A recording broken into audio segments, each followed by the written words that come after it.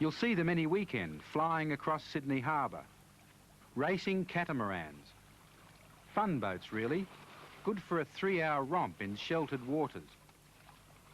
Feather light. Definitely not a boat to take out into the open sea.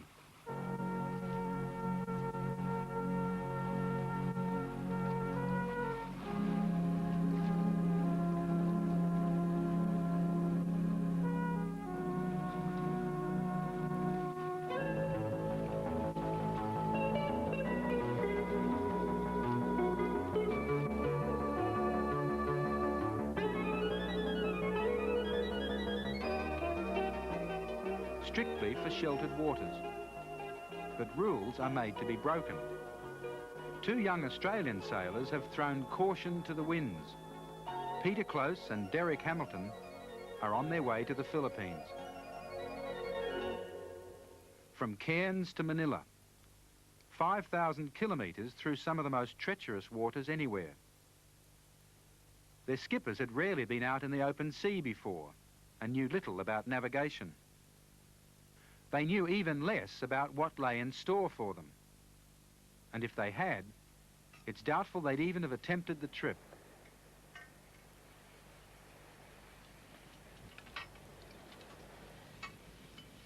Jumping off point for the expedition is Cairns in North Queensland.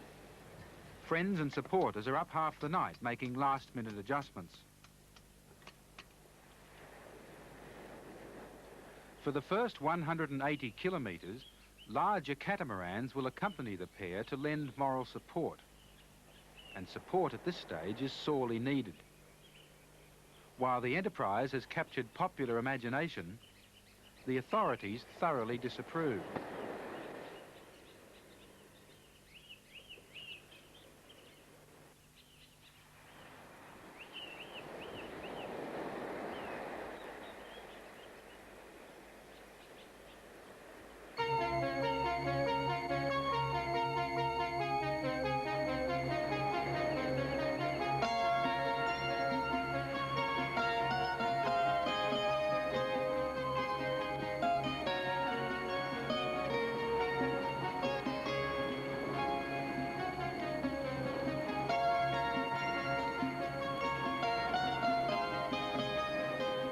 In boats designed only for harbour day sailing, it's best not to venture out too far from the mainland. The idea is to hop from island to island, coming ashore at the end of the day to eat, to sleep, and to meet the locals.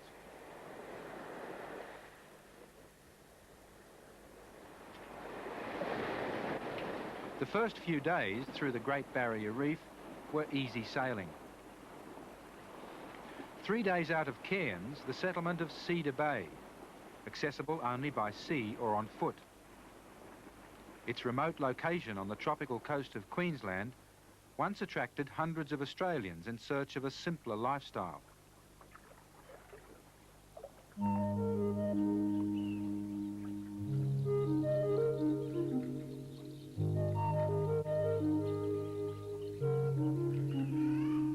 Infighting among the settlers and raids by the Queensland police dispersed the colony amid lurid publicity. Today, practically all that remains are the coconut trees planted by Cedar Bay Bill, the area's original inhabitant, and the old man himself. Peter Close talked with Bill, who's 90 years old. Now that the commune has gone, the old man has returned to the lifestyle he likes best, a solitary one. Visitors are infrequent now in this remote place. The communal gardens are overgrown, and the last of the temporary shelters are mouldering away. Mute reminders of an experiment that came to nothing. The tiny catamarans of Derek and Peter are holding up well, but the bigger support boats are showing signs of wear and tear. With strong winds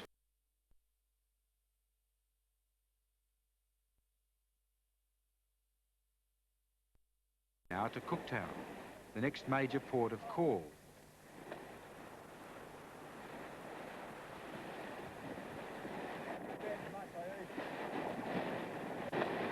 It seems these larger boats are less able to cope with rough conditions than the small catamarans, which bounce across the waves instead of ploughing through them.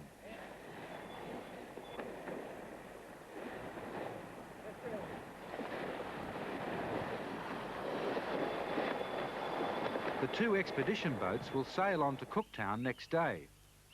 But first, Derek and Peter investigate a tip from old Cedar Bay Bill that he is not the settlement's only inhabitant after all.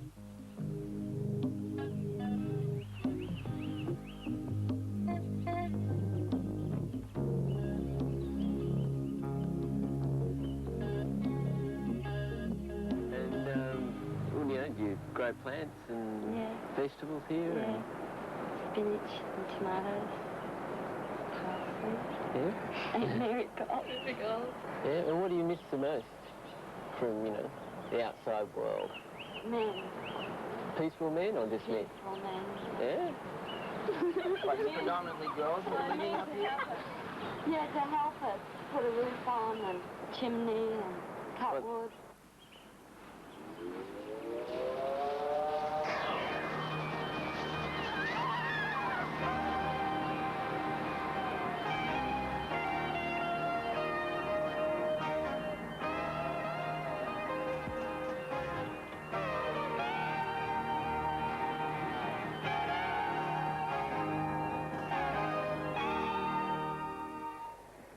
Meanwhile, in Cooktown, 40 kilometres to the north, there's a moment of concern.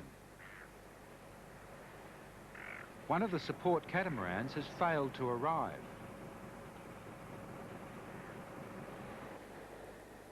Coming in much later, Derek and Peter pitch camp unaware that local fishermen are searching the coast for the missing boat.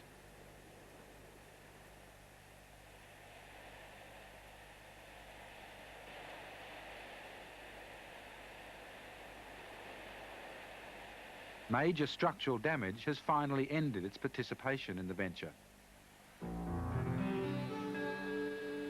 From now on, the expedition boats are on their own.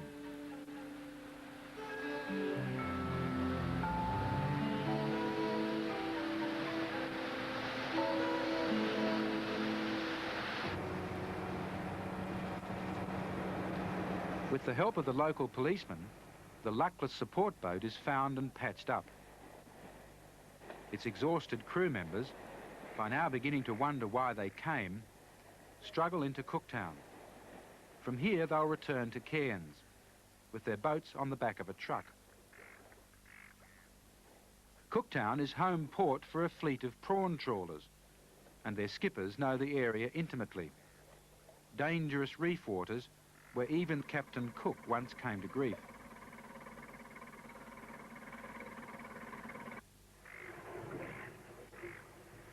The size of the catamarans had the trawlermen shaking their heads, but they gave their advice freely. Ahead is a 100-kilometre run to Lizard Island on the Outer Barrier Reef, with a couple of dangerous headlands to negotiate. Free of the support boats at last, this is the time to see just what the cats can do in a day's run.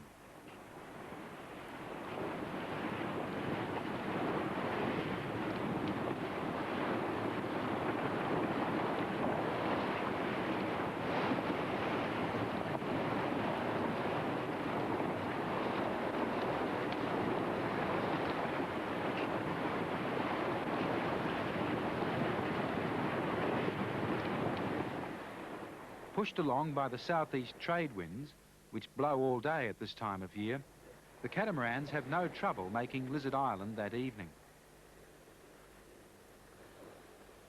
Despite their heavy loads of food and emergency supplies stored inside the hulls, the boats have passed their first real speed test with flying colours.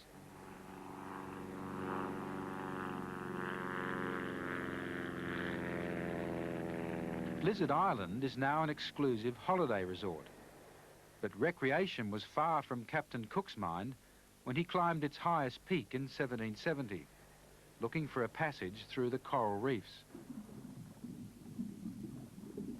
For Cook, these reefs were a deadly menace, but 200 years later, They're famed as one of the natural wonders of the world.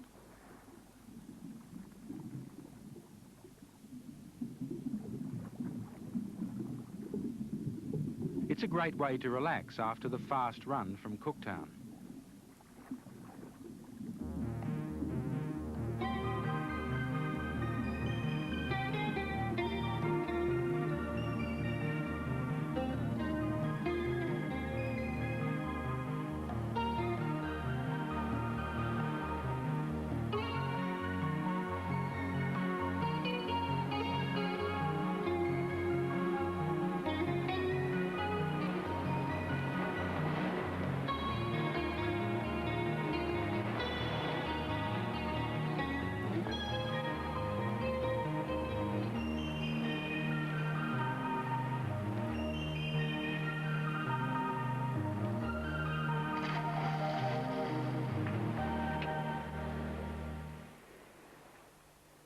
Despite the obvious attractions at Lizard Island, there's much work to be done to prepare for each sailing leg.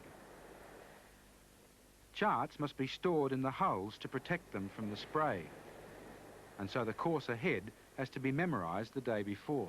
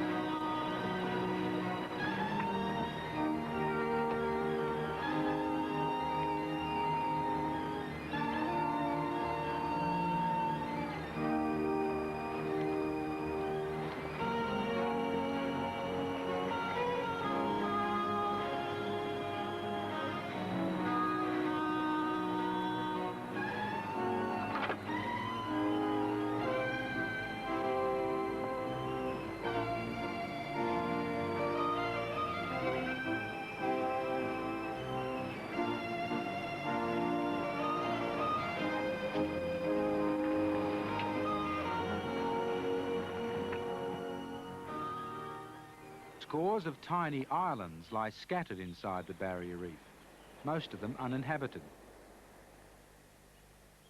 At the end of each day's run, the cats head for the sheltered side, away from the constant trade winds.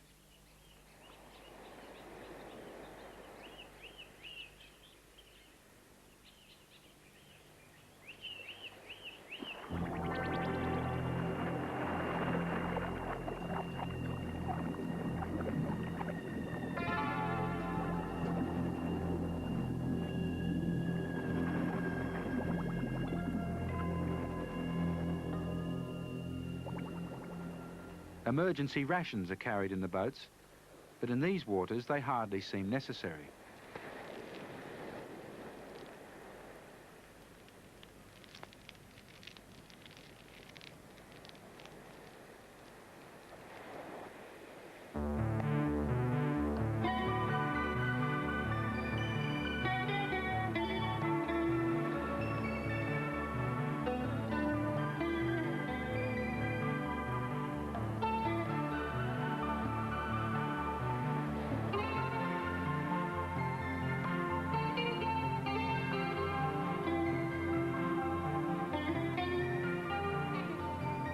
Three weeks into the trip, and word has begun to spread among North Queensland's boating fraternity.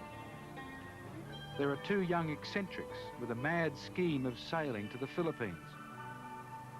With growing admiration for their nerve, messages are relayed on to keep an eye out for two tiny sailboats heading north. Halfway up Cape York Peninsula, and there's a daring passage across the mouth of Princess Charlotte Bay. This is a major shipping lane, with plenty of wrecks around to point up the dangers of coral reefs and sudden squalls.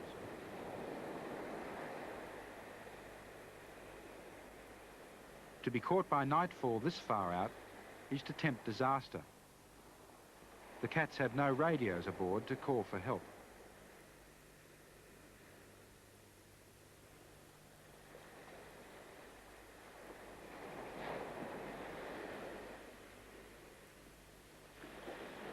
Most of these islands have no fresh water, The British Navy is to be thanked for the coconut palms planted last century for the benefit of shipwrecked sailors.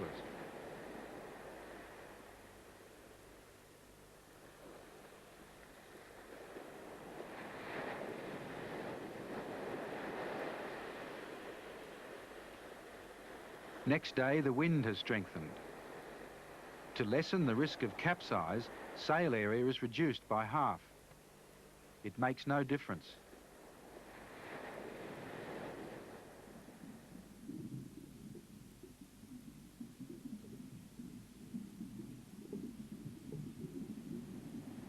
In Sydney Harbour, a capsize is a minor event, but out here it's a serious matter.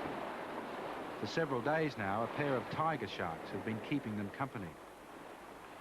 Peter Close is unable to right his boat. There are two alternatives: abandon the catamaran in the open sea or attempt to tow it to dry land. The responsibility now rests on Derek Hamilton to get both boats ashore.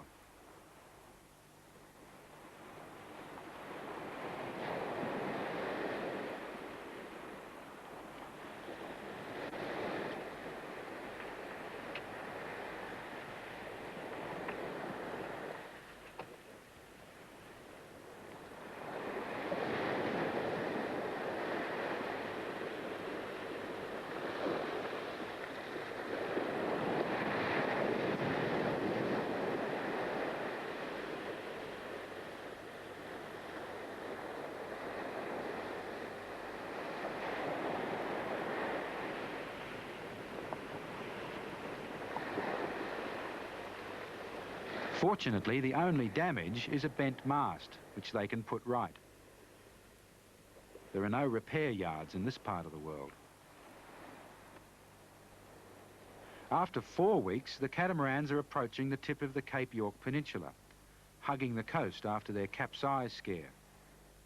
As they travel north, they begin to encounter currents generated as the Pacific Ocean funnels through the Torres Strait and out into the Arafura Sea. For the lightweight catamarans, these currents will prove their greatest hazard.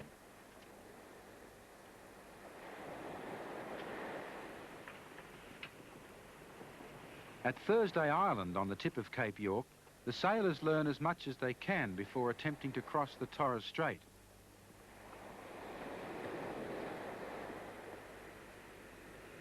Who better to ask than the crews of Thursday's pearling luggers? They've been working these waters for more than a century.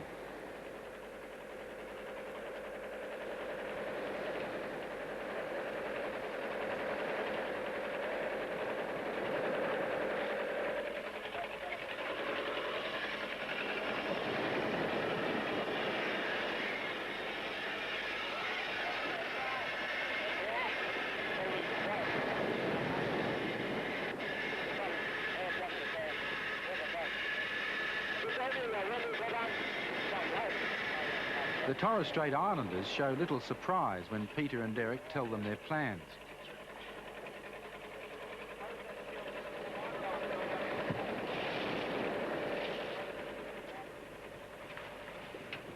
This remote area seems to attract Europeans with madcap schemes.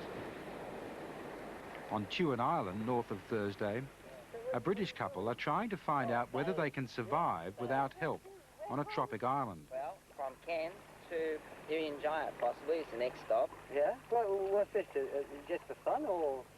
More or less, yeah. After 6 months, Peter and Derek are welcome visitors. Why did you come here to Tuan? Oh, this is, This is a long it's a very long story. story. The thing is that I got a commission from Collins to write a book about living on an island, an inhabited island. And this is my 3rd attempt. And the thing is that I got in touch with Australia House in England, and they said, yes, we've got an island for you, and come to Australia. So we came to Australia, and we were in Brisbane a while they did actually find us an island, and in the end, they said, we found you one, it's called Tuan. And that's why we're here. And we got to stay here for a minimum of 12 months, and then we've got to write a book all about our experiences and how we managed to survive. We're also writing articles for the Sunday Telegraph magazine in London, and they'll be publishing them all. Oh, the first one, yes. The first one should be coming out in about a month's time. Yeah. And then there'll be 2 subsequent features, which we'll be writing ourselves. And I'll be taking photographs for the outcome. And what are you mainly living off? Fish. We eat a great deal of fish. But, you know, we back it up with our own provisions of rice and flour. And I got a few seeds planted, and During the first couple of months, it was very, very hard indeed. And we lost a great deal of our physical strength. I mean, for instance, just going out and gathering firewood was a real effort, you know. We just had to get little bits at a time and come in, and going out in the hot sun and collecting bait.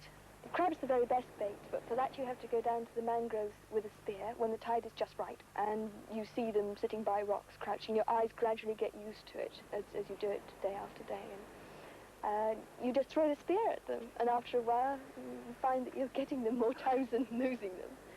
And you can take the large front claws off straight away and chew them raw if you want a little bit of sustenance.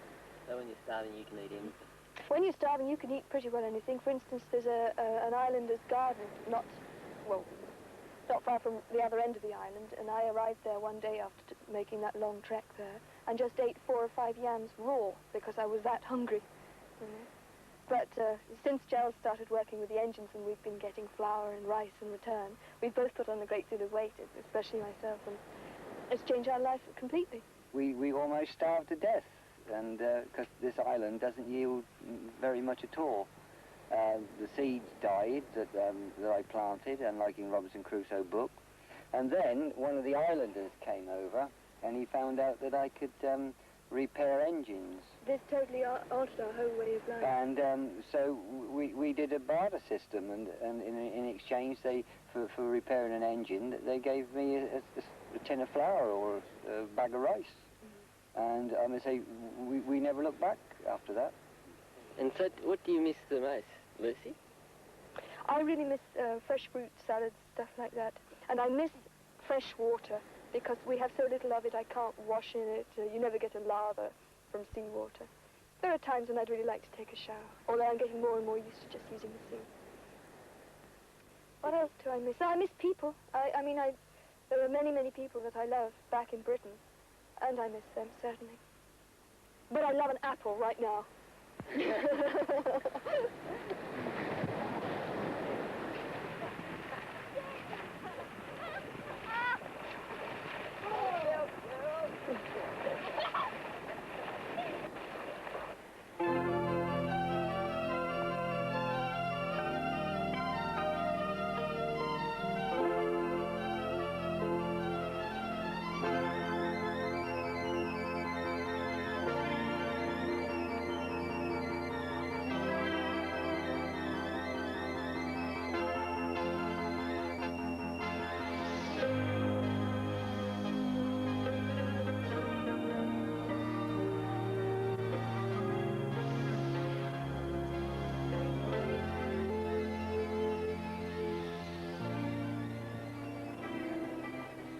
Out in the Torres Strait, the coastal surveillance plane makes one last worried sweep before leaving the catamarans on their own.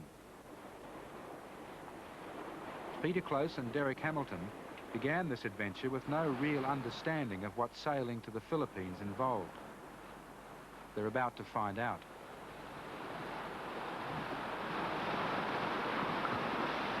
With their extreme light weight, and with nothing to guide them but the wind, the catamarans are soon in the grip of the Torres Strait current, which sweeps them westward. Only with the greatest good fortune do they make that night's destination, Deliverance Island.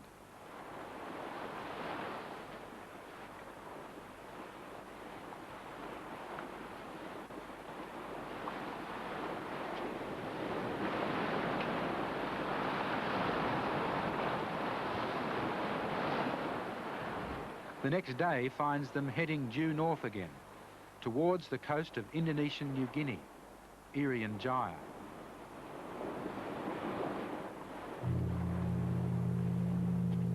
Five kilometres of mud lie between the catamarans and the shoreline. Under maritime law, foreign vessels are supposed to make their first landfall at an Indonesian port, but the law of the sea allows boats in distress to land wherever they can. The two sailors decide that being tired, wet and lost puts them into that category. Their first evening in Irian Jaya is spent on the mudflats. And the first meal is fish, brought to them by curious natives in return for, of all things, a cup of tea.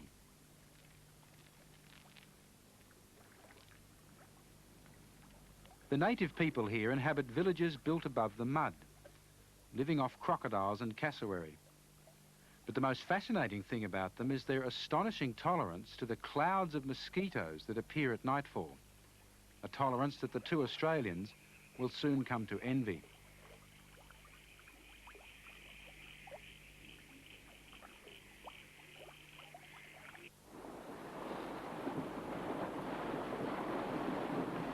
The day before, they were mariners in distress and so entitled to land unofficially. But now it's a fast sail around to Merauke, the nearest port, to square everything with the Indonesian customs officials, who can't quite believe what they see.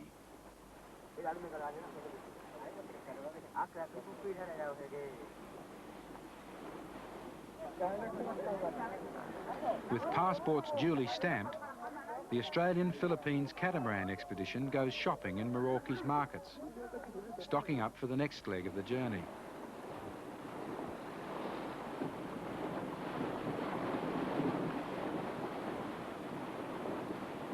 Huge rivers pouring down from Irian Jaya's mountainous interior muddy the water for miles out to sea. Submerged logs are fresh hazards now for the fast-moving catamarans. 3 days out from Merauke, Derek and Peter take what they think is a shortcut through the narrow Princess Marianne Strait. The shortcut will turn out to be 14 days of trial and tribulation.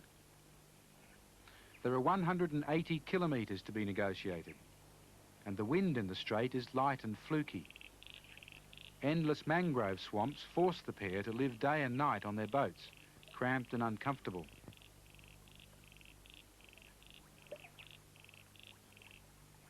Fresh food bought at Merauke is soon exhausted, and for days the diet will be boiled rice.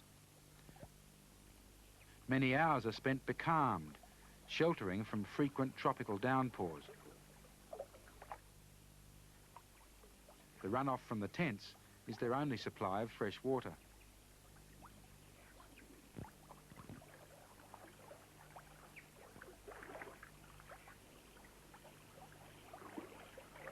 For days they push deeper into this primitive environment, where the people are shy of strangers, but very curious.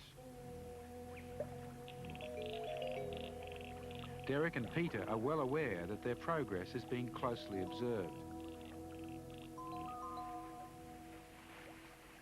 But for days they see no one.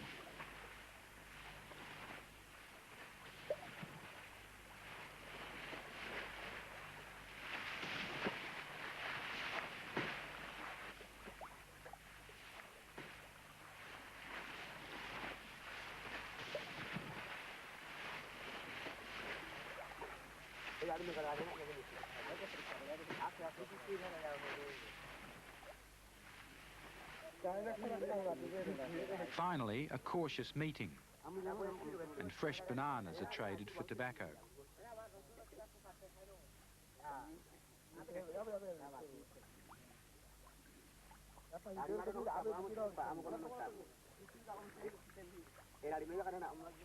The Bush Telegraph spreads the word about two white men in double canoes that can sail against the wind. And from now on, the Australians are celebrities among these swamp-dwelling people. Many years have gone by since they last encountered Europeans.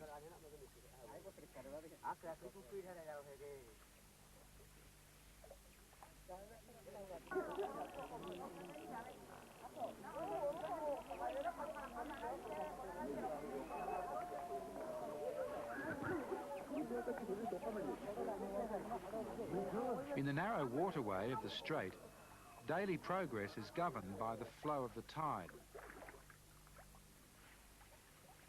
Even the local trading vessel has to carefully choose the right time to travel.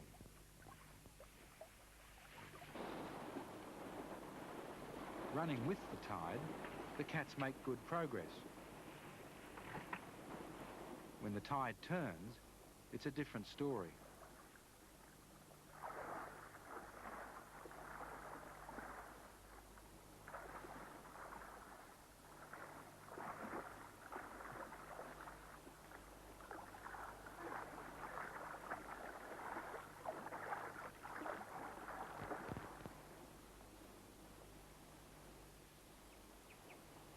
Hour after hour through the Irian Jaya mudflats, and all for the sake of a shortcut.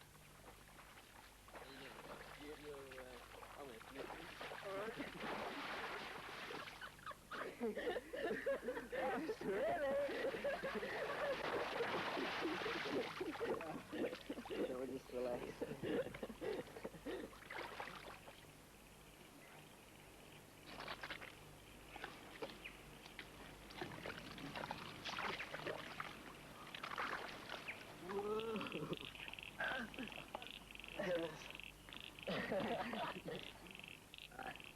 Back.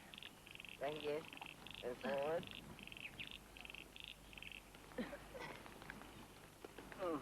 After 8 hours hard work, the cats have travelled 2 miles at the end of the day. Something has to change.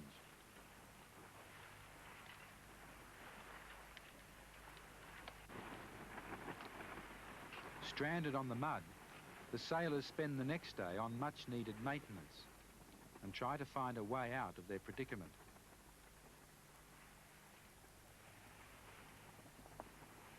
At the moment, the tidal flow is against them during the day, but in their favour at night. There's only one thing for it. They work through the oppressive tropical heat, waiting for the sun to go down and the tide to turn.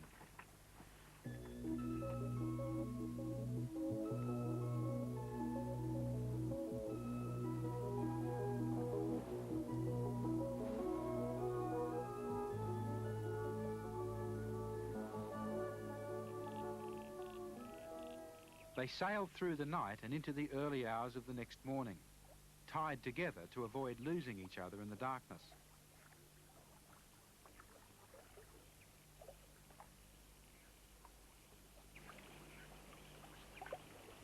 Both are weary after 8 weeks of travelling, and so there's an added advantage. Now one can take charge while the other rests.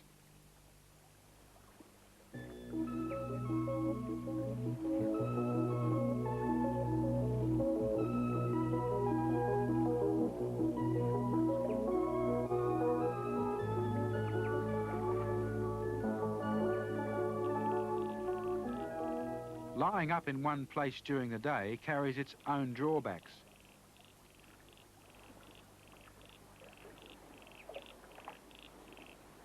For a start, there are the mosquitoes, clouds of them. Apart from the danger of malaria, they make sleeping very difficult.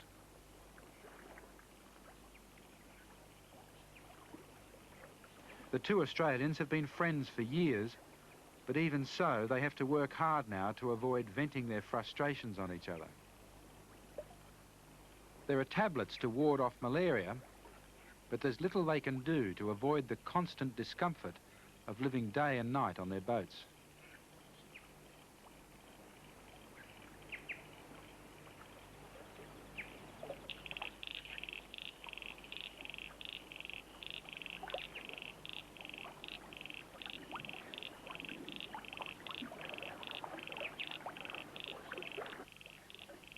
Derek Hamilton is a cabinet maker who lives in an inner suburb of Sydney.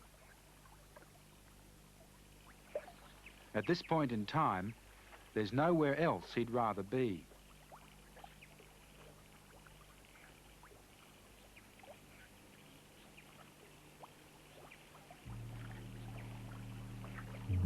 Peter Close is a farmer from Wellington in central western New South Wales.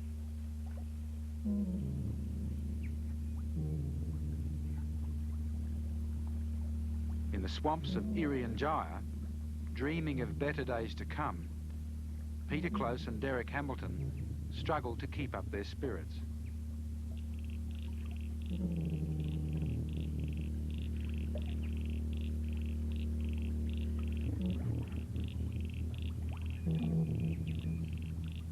and now their food supply is dwindling.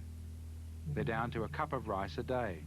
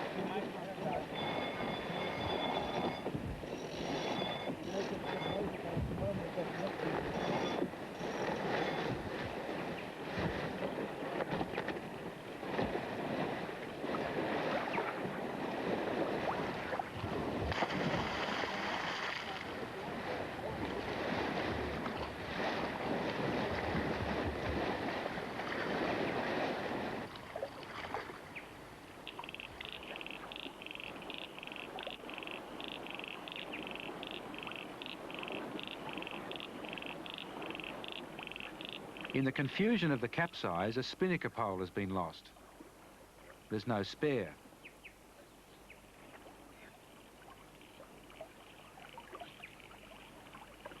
A new one must be cut from a mangrove tree, and this entails a long search to find a piece of wood of suitable length.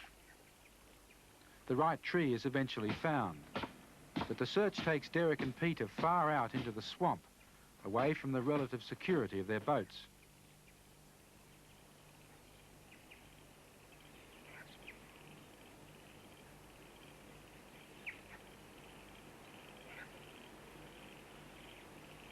This area is infested with crocodiles, and there's an understandable reluctance to enter the water.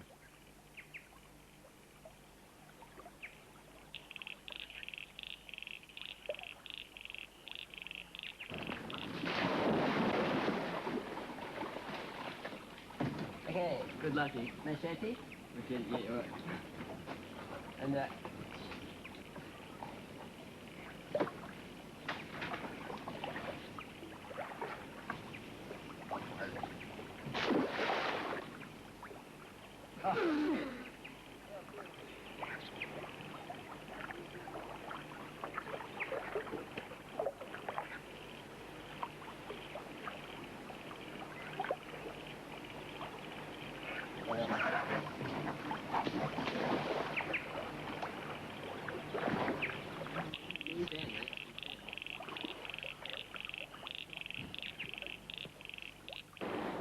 A day later, the makeshift spinnaker pole is put to good use. The catamarans break free at last from the narrow strait, and the sea breeze is waiting for them.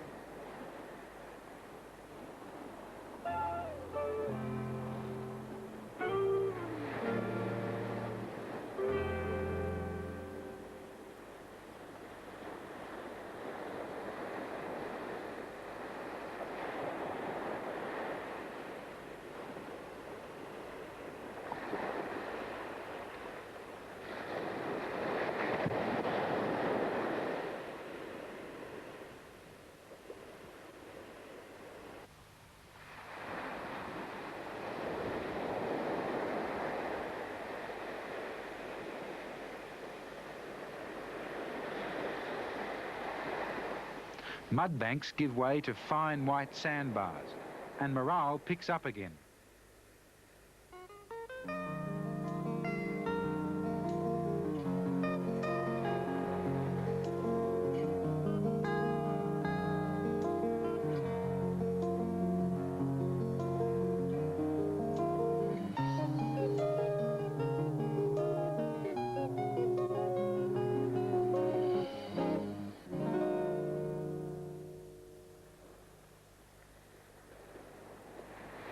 Four-day sailing brings the catamarans to the town of Argats, home of the Asmat people.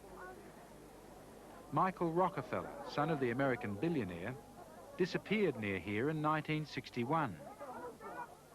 No trace of him has ever been found. The Australians enjoy a warm welcome, but they're anxious to make up for lost time.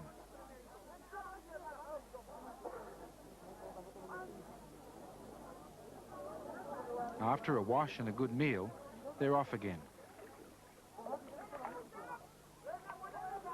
They're now heading for Freeport, a shipping facility built and operated by an American company which is extracting huge inland mineral deposits under license from the Indonesian government.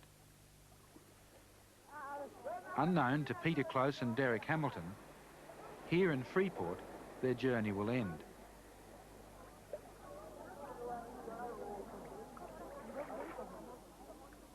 At first, the Australians are well received by company officials. They travel upriver to the mining site to see the giant operation for themselves.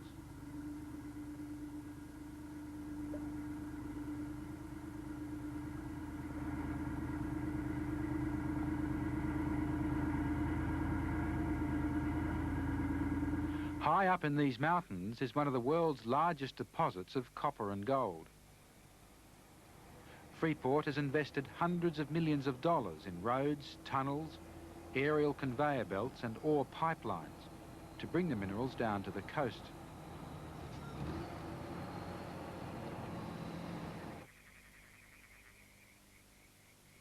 But it seems that public relations is not the company's strong point.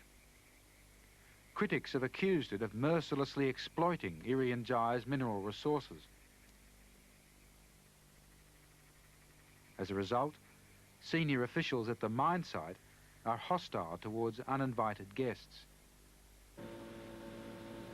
The two Australians find themselves shipped back to the coast, and they become victims of what appears to have been a carefully worked out plan to get rid of them as quickly as possible. Their passports were retained, allegedly for safekeeping. They got them back next day, on condition they join the company plane flying out to Cairns, its Australian headquarters. They were told their boats would follow them back to Australia on the company's charter vessel. Powerless to argue against company officials, they had no choice but to comply. It was all very odd, and a bitter disappointment after 3 months of hard sailing. Through no fault of their own, and despite the fact that their papers were in order, their expedition was abruptly halted.